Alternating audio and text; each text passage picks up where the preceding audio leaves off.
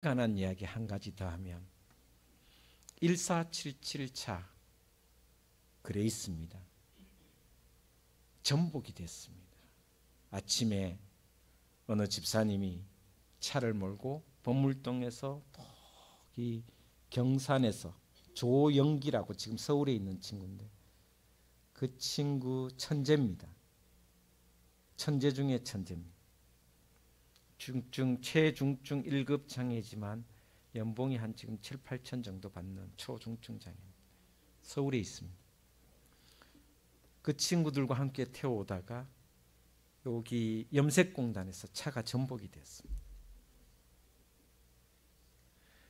그 사건으로 전 많은 시달림을 받았습니다. 보호자들이 제게 합의를 요구도 하고 또 8년 정도까지 저한테 힘들게 했습니다. 물론 현대해상에서 다 보상이 되었지만 도덕적인 윤리적인 책임을 지라고 하면서 저를 괴롭히고 힘들게 한 사람도 많았습니다.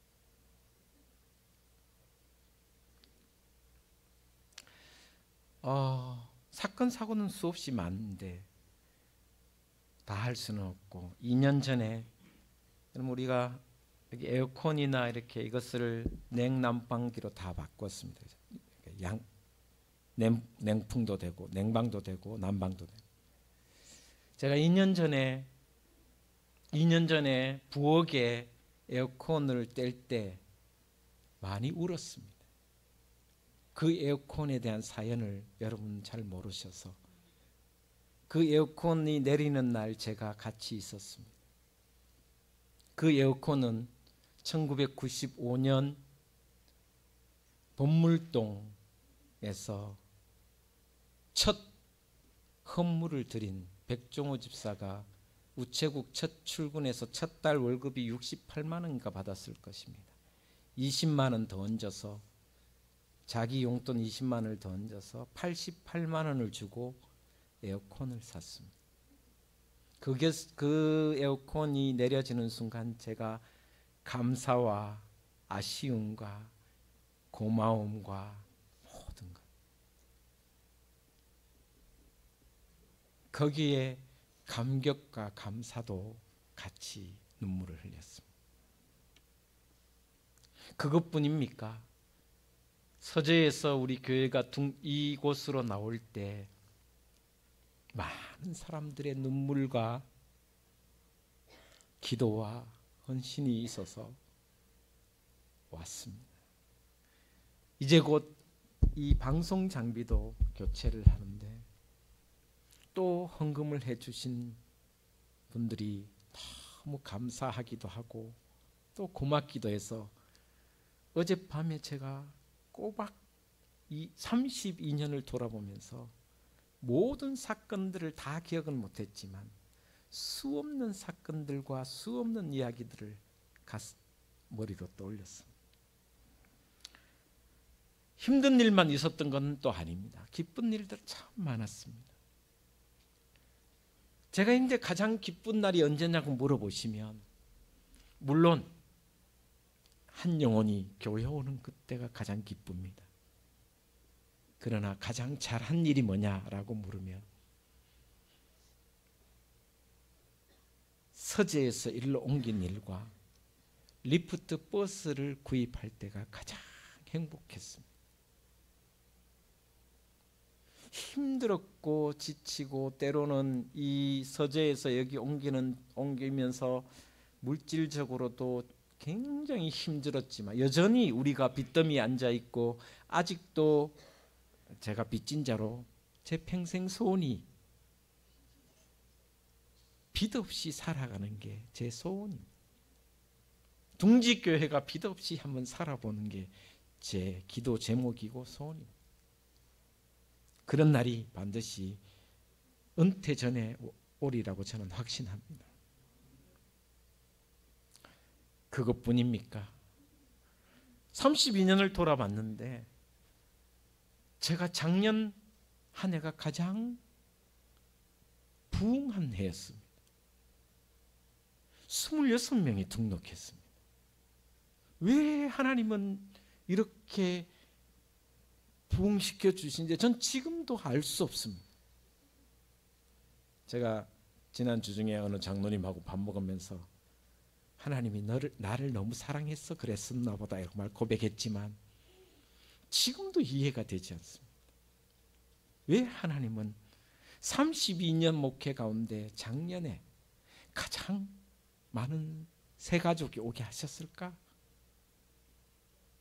너무 이해는 안 되지만 그러나 너무 감사하고 또 감사하고 어젯밤에 또 생각해도 또 감사했습니다. 그래서 아침 7시까지 잠을 못 잤습니다. 30분 자고 일어났습니다.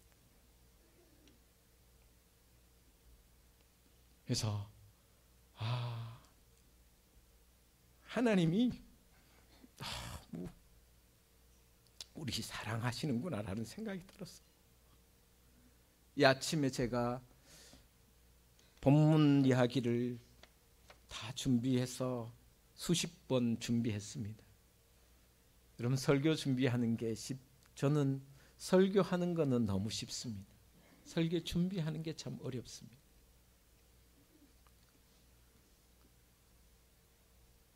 아브라함 이야기를 통해서 제가 오늘 여러분하고 잠깐 은혜를 나누고자 합니다.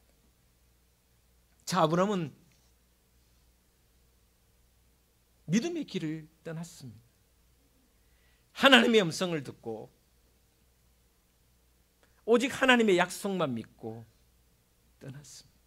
여러분 성경을 읽어보면 아브라함이 실패했을 때도 하나님은 계속해서 말씀하셨고 성공했을 때도 계속 말씀하셨습니다.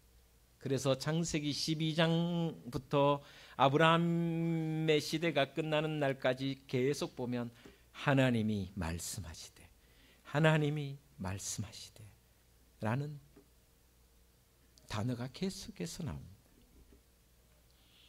아브라함은 하나님의 말씀에 의해서 순종하고 말씀에 의해서 따랐고 말씀대로 순종하는 삶을 살았습니다. 여러분 성경을 보시면 아브라함이 하나님의 말씀이 들리지 않을 때가 있었습니다. 언제냐 하면 자기 생각대로 갔을 때입니다. 가나안 땅에 가뭄이 들었을 때 애굽으로 내려갔습니다. 하나님의 음성이 들리지 않았습니다. 들을 수가 없었습니다. 왜? 자기 고집과 자기 생각대로 갔기 때문에. 그러나 그가 애굽에서 자기의 아내를 바로에게 왕에게 바치고 하나님이 바로에게 재앙을 내리는 그 순간에 깨닫게 됩니다. 내가 잘못했다. 하나님의 음성을 다시 듣게 됩니다.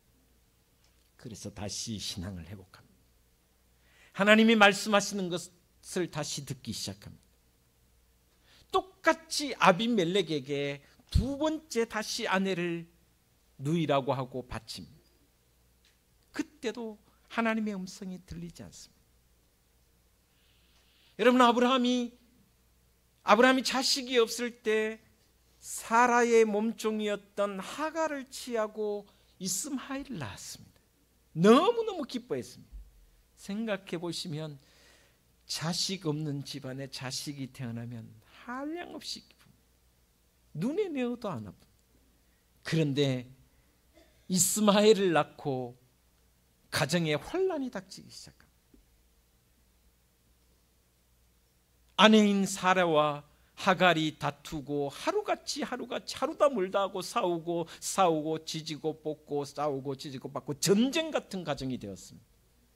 그때는 하나님의 말씀이 들리지 않았습니다. 그러나 하나님의 말씀이 들리지 않았지만 여전히 하나님은 그때에도 말씀하셨고 그때에도 하나님은 아브라함을 부르시고 계셨다라고 성경은 기록하고 있습니다. 그리고 아브라함에게 주신 약속의 말씀이 뭐냐면 한번 따라 하겠습니다. 너로 큰 민족이 되게 하겠고 복의 근원이 될지라고. 두 가지입니다. 너로 큰 민족을 이루게 하시겠다는 말씀과 너로 네가 복이 되겠다라는 말씀. 두 가지 약속이 뭐냐면, 여러분, 민족을 이룬다라는 것은 하나님이 생명을 주신다라는 말씀. 그렇죠? 여러분, 내가 내 대에서 그치지 않고 내 대를 이어서 내 자식이 또 자식을 낳고 자식을 낳고 하는 것은 생명입니다. 생명. 하나님이 우리에게 주신 축복은 생명입니다. 그리고 하나님이 우리에게 주신 진짜 생명은 영원한 생명의 복입니다. 이 복이 없으면 저는 이 자리에 있을 이유가 없습니다. 제가 영생을 사모하지 않고 영혼에 대한 사모가 없으면 제가 이 자리에 있을 필요가 없습니다. 여러분의 영혼이 영원한 생명의 길을 갈 수 있도록 제가 조금이라도 도구가 되고 조금이라도 힘이 된다는 생각하기 때문에 제가 목회자로 여기에 서 있는 겁니다. 하나님 주신 가장 큰 축복은 생명이고 영생입니다. 이런 축복과 함께 하나님께서 책임과 의무를 주셨습니다. 복이 되라고. 너 혼자 잘 먹고 잘 사는 복이 아니라 축복의 통로가 되라고 말씀해 주셨습니다. 여러분, 예수 믿는 거 복 받는 게 아닙니다. 그 영원한 생명의 복을 흘려보내는, 다른 사람에게 축복을 흘려보내는 것이 예수 믿는 궁극적인 목적입니다. 아브라함에게 생명과 함께 복의 근원이 될지라 그랬습니다. 너희의 복을 다른 사람에게 흘려보내라고 하셨습니다. 혹이나 여러분이 내가 하나님의 복을 막고 있는 존재라면 다시 한번 나를 점검해 봐야 돼.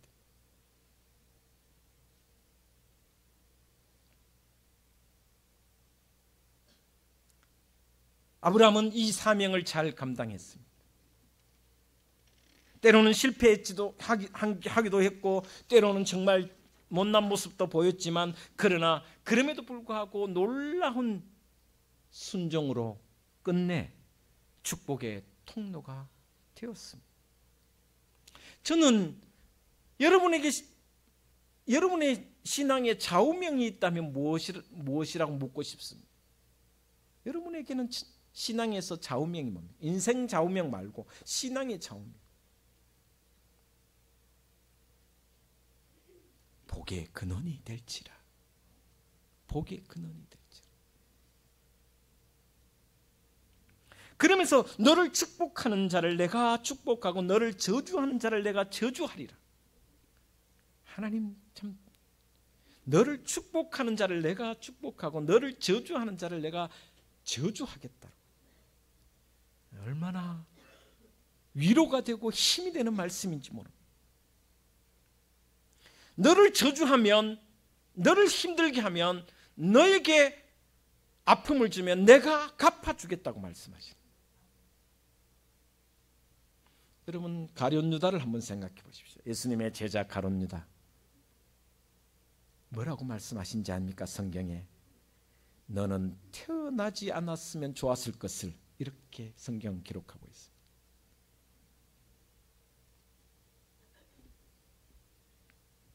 다윗을 한번 생각해 보십시오. 다윗은 사울 왕을 죽일 수 있는 절호의 기회가 2번이나 있었습니다. 그런데 저주하지 않습니다. 죽이지 않습니다. 어떻게 하느냐? 하나님이 기름 부어 세운 자를 내가 어찌 할 수 있느냐라고 이야기합니다.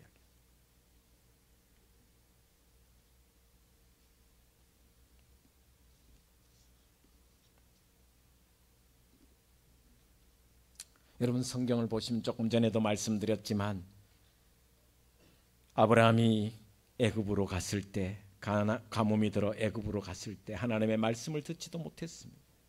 그런데 거기에 어떤 일이 벌어졌냐 하면 자기 아내를 바로 왕에게 바쳤습니다. 그런데요, 놀라운 일이 벌어집니다. 분명히 윤리적으로 잘못했습니다. 아내를 누이라고 속여서 다른 사람에게 곡물로 바치는 거잖아요. 아내를 다른 남자에게 준다? 윤리적으로 도덕적으로 있을 수 없습니다. 그런데요, 하나님은 아브라함에게는 복을 주시고 바로에게 재앙을 내리신다. 바로에게 재앙을 내리셨습니다. 바로가 깜짝 놀랐습니다. 왜 내가 잘못한 것도 없는데 왜 내가 재앙을 받아야 되냐. 아비멜렉에도 똑같습니다. 아비멜렉에게 아내를 바쳤는데 재앙은 아비멜렉이 받습니다. 그러면서 하나님께서 아비멜렉에게 뭐라고 말씀하신지 압니까? 이렇게 이야기합니다. 아브라함이 너를 축복하지 않으면 너는 저주를 받을 것이라고 명령하고 있어요.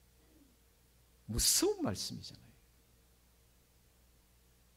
여러분, 위대한 하나님, 그 하나님이 나에게 복의 근원이 되게 하시고 나를 저주하면 갚아주시고 나를 축복하면 그 상대를 축복해 주신다는 말씀, 바로 여기에 있어요. 그리고 아브라함은 어디를 가서도 제단을 샀습니다. 아브라함에게 가장 큰 힘이 되었던 것은 뭐냐 하면 제단을 쌓는 것이었어요. 보시면 오늘 본 말씀 속에서도 제단을 쌓았더라, 제단을 쌓았더라, 예배를 드렸다라는 것입니다. 하나님의 이름을 높였더라는 것입니다. 여러분, 제단을 쌓는다는, 그때 제단을 쌓는 것은 번제를 드리는 것인데, 번제는 양을 잡아 모든 것을 태워오는 것을 이야기합니다. 그 양은 아브라함 자신을 이야기하는 것입니다. 자기 희생, 자기 부정. 아브라함은 제단을 쌓을 때마다 나를 버리고 나를 부정하고 나의 모든 것을 희생하는 이 양을 하나님께 제단으로 드리면서 나를 돌아보고 하나님께 회개하고 하나님께 고백하고 하나님께서 다시 나에게 주시는 그 힘으로 다시 순종하고 말씀대로 살아가기를 결단한 삶이었다라고 이야기해 주고 있습니다. 그래서 아브라함의 힘은 어디에서 나오냐? 예배를 통한 것이죠. 아브라함이 애굽에 내려가서는 예배를 드리지 않았습니다. 제단을 쌓지 않았습니다. 아브라함이 이스마엘을 낳았을 때는 제단을 쌓지 않았습니다. 그러나 그가 하나님의 말씀대로 살아가고자 할 때는 언제나 제단을 쌓아 예배를 드렸고 그 제단 가운데 자기를 부정하고 자기를 부인하고 하나님께 헌신을 다짐하며 하나님과 함께 동행하기를 원하며 예배 가운데 은혜를 받았다라고 성경은 기록하고 있습니다. 여러분, 저도 그렇습니다.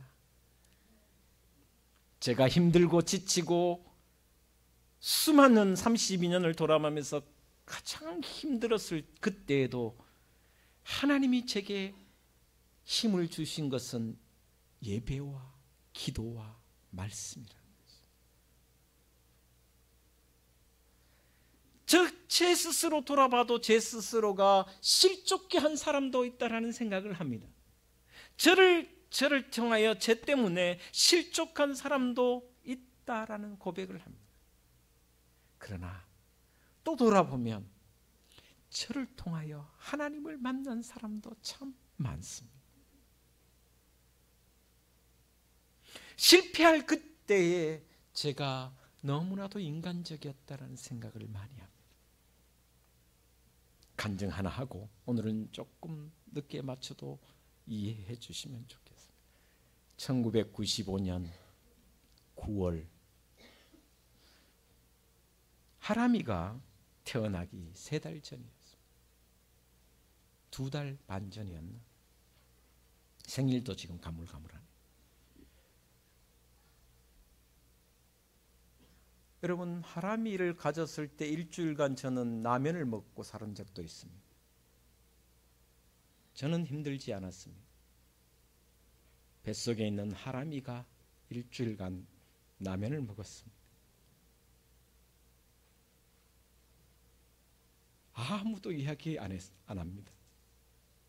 우리 아버지 어머니한테도 이야기 못했습니다. 우리 형제들한테도 돈을 꾸지 못했습니다. 그래서 어떻게 하면 내가 가정을 책임지며 살아갈까 생각하다가 택시 운전을 시작했습니다. 경찰청 옆에 가면 택시 운전 시험 치는 곳이 있습니다. 교육을 받고 시험을 쳐서 택시 기사 자격증을 따고 2달간 일했습니다. 그런데 택시 기사를 하면서 내가 먹고 살기 위해 이것을 왜 하는 것에 대해서 돈만 보이기 시작했습니다. 그러다가 택시 기사를 그만두고 다른 거 할 거 없나 찾아보니 신문 배달이라도 해야 되겠다 싶어서 신문 배달을 찾아보니 사람 찾는 데가 없었습니다. 그래서 우유 배달을 시작했습니다. TBC 방송국 두산동에 9월 마지막 주간이었습니다. 금요일부터 시작했습니다. 첫날 하니 110 몇 집이었는데 8개가 남아서 집 찾는다고 고생했습니다. 토요일 날은 2개를 돌려야 해서 또 힘들었습니다. 그날 우유 배달 이틀째 하고 집에 와서 설교를 준비해 놓고 주보를 만들어 놓고 주일을 기다렸습니다. 근데 밤에 8시 반쯤에 TV 전원이 꺼져 버렸습니다. 무슨 일인가 싶어서 제가 밖으로 나가보니 교회에 불이 났습니다. 우리 교회가 법물동의 교회가 17평이었습니다.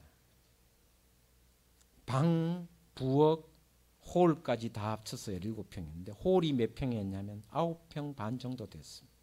예배당이 9평 반이었어요. 그런데 세탁기가 벌써 녹아내렸고 LPG 가스통에 불이 붙어 있었습니다. LPG 가스통에 불이 붙어 있었습니다. 터지는 줄 알았습니다.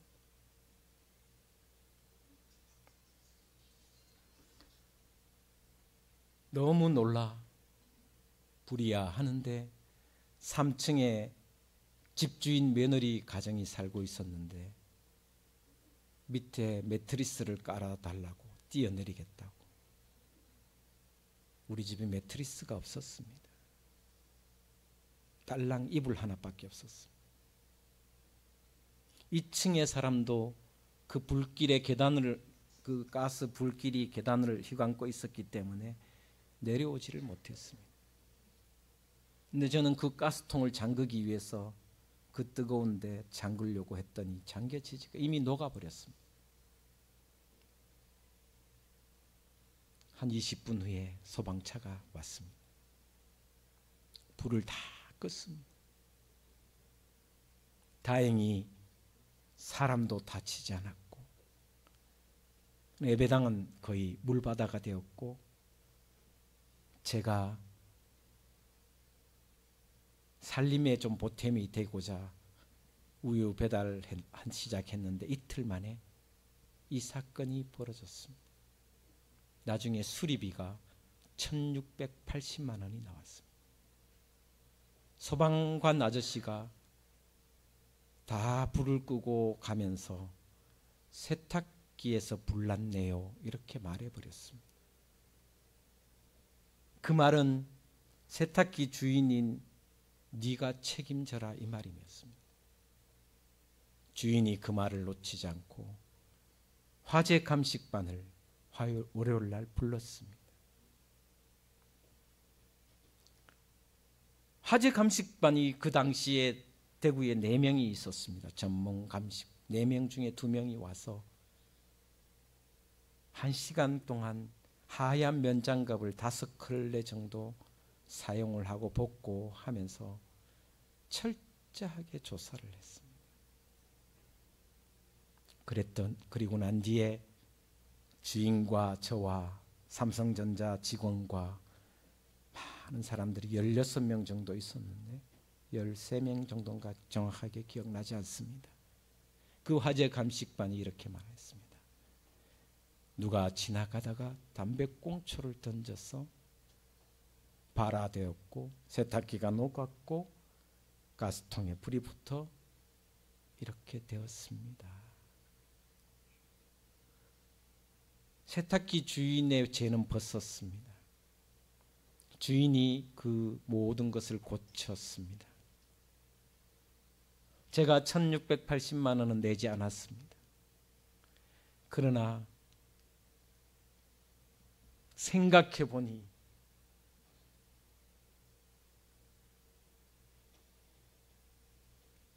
목회를 시작하고 영혼에 대한 사랑을 잊어버리고 먹고 살기 위해 딴 길로 갔던 제 모습을 돌아보니 한없는 후회와 회개가 저를 힘들게 했습니다. 그리고 제가 하나님 앞에 회개를 했습니다. 주여, 다시는 제가 영혼을 위해서만 살갈 테니 하나님 저를 용서하시고 우리 둥지교회를 통하여 다시 은혜를 베풀어 달라고 기도하며 지금까지 목회를 해왔습니다. 제가 작년 1월 달에 복귀할 때 너무 힘들었습니다. 고통이 밀려와서 목회를 하고 싶은 마음조차도 없을 만큼 고통스러웠습니다. 그런데 그때 제가 기도하던 중에 하나님의 음성이 들렸습니다. 네가 한 영혼을 위하여 모든 것을 바쳤느냐라는 음성이 들리기 시작했습니다. 그러면서 20년이 훨씬 넘은 그때의 화재 사건이 기억나기 시작했어요. 그래, 그때도 나는 딴 길로 갔었지. 그래서 작년에 제가 복귀하고 2월 말쯤 오후 예배 때 제가 여러분에게 이렇게 말씀을 드렸습니다. 제가 목회를 1년 동안 해보고 부응이 되지 않으면 저를 잘라달라고, 아니 제가 사직서를 내겠다고 여러분에게 말씀드렸습니다. 그것을 불쌍히 여겼는지 작년 한 해 하나님께서 은혜를 부어주신 것 돌아보니 하나님만이 이 모든 것을 하셨다라는 것을 다시 깨닫습니다. 오늘 저는 다시 예배를 통하여 하나님의 은혜를 맛보고 또 힘을 얻고자 합니다. 기도와 찬양과 말씀 가운데 임하시는 하나님의 그 놀라우신 계획하심을 저는 다시 확인하며 하나님의 음성을 듣고 다시 힘을 내고자 합니다. 여러분, 올 한 해도 교회를 위해서 기도해 주시고 성도들을 위해서 기도해 주시고 우리 둥지교회가 하나님의 놀라운 계획 가운데 부응할 수 있도록 엎드려 기도해 주십시오. 반드시 하나님은 여러분을 통하여 우리 둥지교회를 통하여 영광 받으시리라 믿습니다.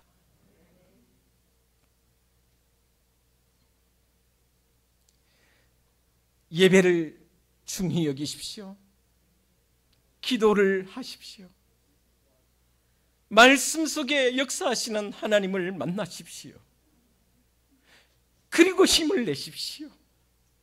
그래서 하나님이 나를 통해 역사하시는 그 은혜를 이 한 해도 누리며 그 은혜에 감격하며 살아가시는 저와 여러분 되시기를 주님의 이름으로 축복을 드립니다. 기도하겠습니다. 하나님 사랑합니다.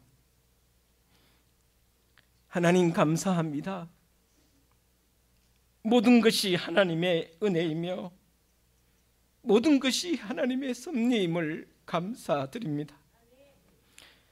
다시 우리 둥지교회가 하나님의 공급하시는 힘으로 일어서게 하시고 부흥케 하는 역사를 만들게 하여 주시옵소서. 영혼에 대한 사랑이 더 깊어지게 하시며 하나님 나라를 더욱 확장시키는 우리 성도들 되게 하여 주시옵소서. 감사드리며 예수 그리스도 이름으로 기도 올리옵나이다. 아멘.